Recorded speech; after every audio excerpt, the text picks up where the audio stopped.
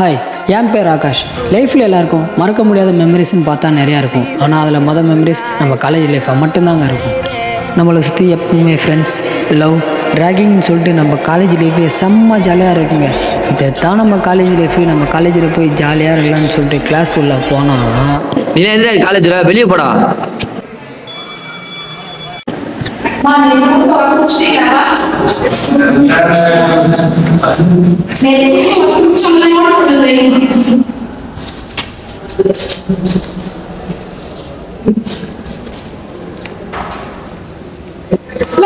நீ யாரு பிடிக்காம இருக்க?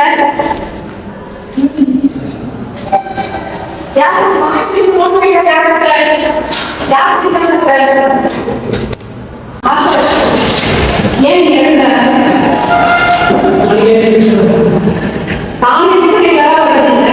வாங்காலும் கிளாஸ் கட்ட வேண்டியது, அடுத்தது கவனிக்கிறதுல நோட் வைக்கிறதுல கொடுக்குற ஒர்க்கு செய்யறதுல இப்படி ஒரே பண்ணாமே இருக்குது. மேலே அதே கவலை கிடையாது. முன்னால மற்ற பசங்களும் அவங்க செய்யல, என்ன மற்றவங்களும் செய்ய மாட்டேங்கிறான். எங்க நீ முடிச்ச வரைக்கும் என்ன பார்க்கலாம் உன்னோட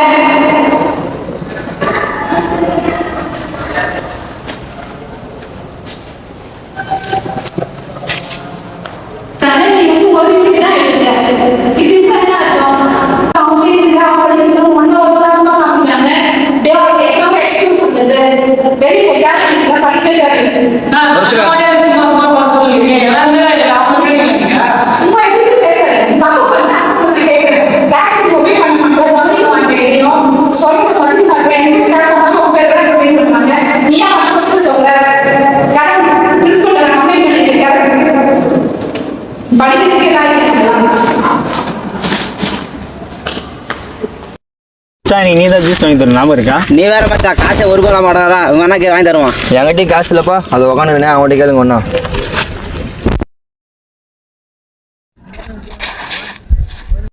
சென்னையாகிற எல்லாம் கேண்டீன் போன நம்மளும் போகலாம். நான் வரலடா, நீங்கள் போயிட்டு வாங்கடா. ஏன் மச்சான் என்ன ஆச்சு உங்களுக்கு? வரலடா, ஒரு மாதிரி இதில் போயிட்டு வாங்கடா. டேய் இது வந்து ஓப்பனாக சொல்கிறேன், அப்படின்னா எனக்கு தெரியும். அது ஒன்றும் இல்லை மச்சான், ஒருத்தன் ஒரு பிரச்சனை தனியாக மாட்டிக்கினானா நல்லா வச்சு செய்கிறாங்கடா. அந்த ஸ்கூல்லையும் சரி காலேஜ்லேயும் சரி. நம்மளுக்கும் பேசுறதுக்கு ஒரு வாய்ப்பே கொடுக்க மாட்டேங்கிறாங்க. நம்ம சொன்னாலும் நம்ம பேசி கேட்க மாட்டேங்கிறாங்க. இங்கிலீஷ் படி தெரியல, அதனால் ஏன் தப்பா அது சொல்லு பார்க்கலாம். என்ன சொல்கிறது, ஸ்டார்டிங்லேயே இட்டுன்னு போய் தமிழ் மீடியத்தில் சேர்த்துறாங்க. இங்கிலீஷ் படிக்கலாம் நான் என்னடா பண்ணுது. அவங்க நடத்தும் போது புரியல அப்படின்னு சொல்லிட்டு டவுட்டு கேட்டாலும் எதனா ஒன்று சொல்லி இன்சல்ட் பண்ணிடுறாங்க. என்னதான் பண்ணுறதுனே தெரியலடா. காலேஜ் ஸ்டூடெண்ட்ஸ், காலேஜ் முடிகிறதுக்கு பார்த்தீங்கன்னா இன்னும் 20 நாள் தான் இருக்குது. இந்த நேரத்தில் நான் உங்களுக்கு ஒன்று சொல்ல ஆசைப்பட்றேன். உங்களில் நிறைய பேர் நிறைய அரியர் வச்சுருக்கீங்க. காலேஜ் முடிகிறதுக்கு முன்னாடி வரைக்கும் எவ்வளோ அரியர் இருந்தாலும் பிரச்சனையே இல்லை. ஆனால் காலேஜ் முடித்து போகும்போது அரியர் இல்லாமல் நல்ல பர்சன்டேஜோடு இருந்தால் தான் உங்களுக்கு பிளேஸ்மெண்ட் கிடச்சி நல்ல வேலைக்கு நீங்கள் போக முடியும். ஸோ படிக்கும்போது பெற்றவங்களோட கஷ்டத்தை நினச்சி படிங்க.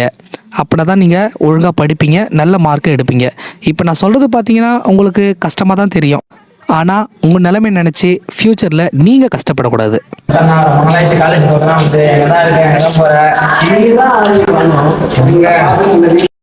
வாழ்க்கையில் நமக்கே தெரியாமல் ஒரு சின்ன பிரச்சனை வரும். ஆனால் அதான் பெரிய பிரச்சனை ஆகும், நமக்கு தெரியவே தெரியாது.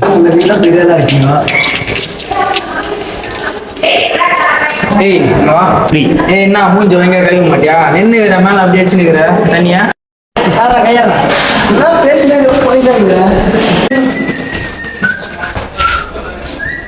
நமக்கு ஒரு பிரச்சனைன்னும் போது எந்த ஒரு ஃப்ரெண்டை பார்த்து அமைதியாக இருக்க மாட்டோம்.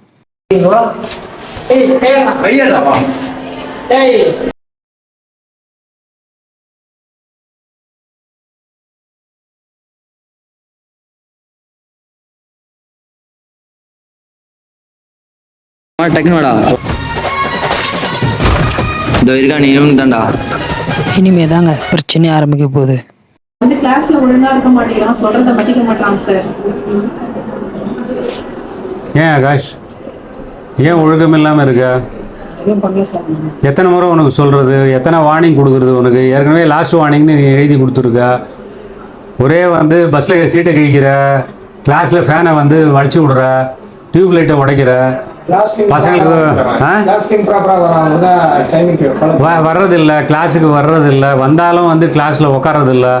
இந்த மாதிரி ஒழுக்கம் இல்லாமல் இருந்தால் எங்கள் காலேஜில் படிக்க வேணாம்ப்பா, நாங்கள் டிசி கொடுத்துட்றோம், நீ வேற எங்கேயாவது போய் சேர்ந்துக்கோ. சார் நான் என்ன சார் பண்ணுது, என்ன எல்லா விஷயத்துலையும் குறை சொன்னீங்கன்னா நான் என்ன சார் பண்ணுறேன்? எல்லாருமே ஒன்று தானே சொல்கிறாங்க, எல்லாருமே ஒன்று தானே சொல்கிறாங்க.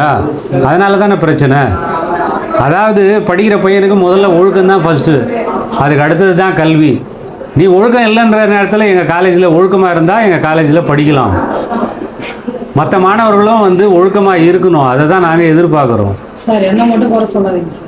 அப்போது நீ டிசி வாங்கினு எங்கள் காலேஜ்லேருந்து டிசி வாங்கினு நீ வேறு எந்த காலேஜில் போய் சேர்றியோ சேர்ந்துக்கோ. எங்களால் அதான் பண்ண முடியும். தேர்ட் பிகாம் ஆகாஷ் அவனுக்கு வந்து டிசி ரெடி பண்ணி எடுத்துகிட்டு வா, எங்கேயாவது போய் சேர்ந்துக்கிட்டோம்.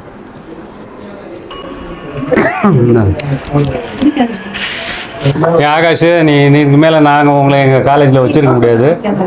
உன்னால் நிறைய பிரச்சனைங்க வருது. இந்த மாதிரி டைமில் தான் நம்ம பெற்றவங்களே யோசிக்கிறோம். ஏண்டா டெய்லி காலேஜ் போய் என்னடா பண்ணுற? காலேஜில் என்னடா சொல்கிறாங்க? காலேஜ் எல்லாம் சொல்லியிருந்தாங்க. இப்போ ஏதோ சார் ஃபோன் பண்ணாங்கப்பா, இது மாதிரி பேரண்ட்ஸ் மீட்டிங் சொன்னாங்க. அங்கெல்லாம் கொஞ்சம் நசியம் பார்த்துனீங்கப்பா, நீ எல்லாம் ஒன்றும் வரத்தவலாங்க உங்களுக்கு.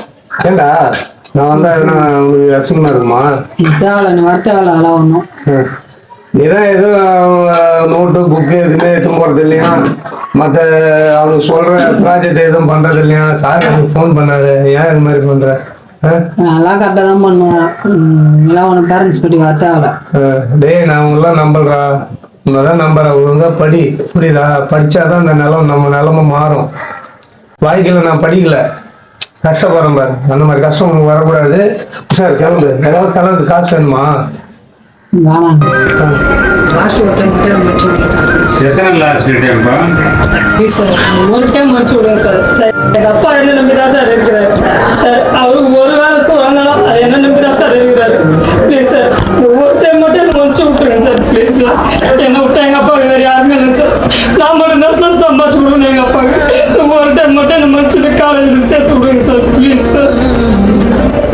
வாழ்க்கையில் நம்ம ஒரு கஷ்டப்படும் போது தான் நம்ம பெற்றவங்க கஷ்டத்தையே புரிஞ்சுக்கிறோம். நமக்கு நல்லது பண்ணுறதுக்கு கண்டிப்பாக அந்த உலகத்தில் ஒருத்தங்க இருக்காங்க. ஆகாஷ், நிறைய போராட்டம், கஷ்டம், கண்ணீருக்கு அப்புறம் பார்த்தா அப்படின்னா உனக்கு இந்த மறுவாழ்வு கிடைச்சிருக்கு. இதை நீ ஒழுங்காக யூஸ் பண்ணிக்கோ, உன்னோட டேர்னிங் பாயிண்ட்டுன்னு நினச்சிக்கோ. உங்கள் அப்பா அன்னைக்கு கஷ்டப்பட்டு பேசுறது உனக்கு ஞாபகம் இருக்கோ இல்லையோ, எனக்கு இன்னும் கண்ணு முன்னாடியே இருக்குதா. அந்த மனுஷனுக்காக தான் பிரின்ஸிபல்கிட்டையும் நிறைய ப்ரொஃபஸர்கிட்டையும் உனக்காக ரெக்கமெண்ட் பண்ணி பேசினேன் நான். இன்னொன்று நல்லா தெரிஞ்சுக்கடா, ஸ்கூலில் டீச்சரும் சரி, காலேஜில் ப்ரொஃபஸரும் சரி, ஒரு பையன் நல்லா இருக்கக்கூடாதுன்னு சொல்லிட்டு நினச்சதே கிடையாது. ஆனால் சில நேரத்தில் நாங்கள் கோவப்படுறோம், இது எல்லாமே உங்கள் நல்லது தான்டா. ஆனால் நீங்கள் என்ன பண்ணுறீங்க, எங்களை ஒரு எனிமையாக தான் பார்க்குறீங்க. நாங்கள் திட்டோம் அப்படின்றதால பின்னாடி நாங்கள் தான் ஃபீல் பண்ணுறோம். ஆனால் நீங்கள் அதை தொடச்சி கிடச்சிட்டு போயிட்டே இருக்கீங்க. ஆனால் உங்களை நாங்கள் பெற்ற பசங்களாக தான்டா நினைக்கிறோம். நாளைக்கு நீங்கள் நல்ல நிலைமைக்கு வந்தால் உங்கள் அப்பா அம்மாவோட அதிகமாக சந்தோஷப்படுறது நாங்கள் தான்டா. சொன்னதெல்லாம் புரிஞ்சிருக்குன்னு நினைக்கிறேன்டா. உன் லைஃபு உன் கையில். All the best.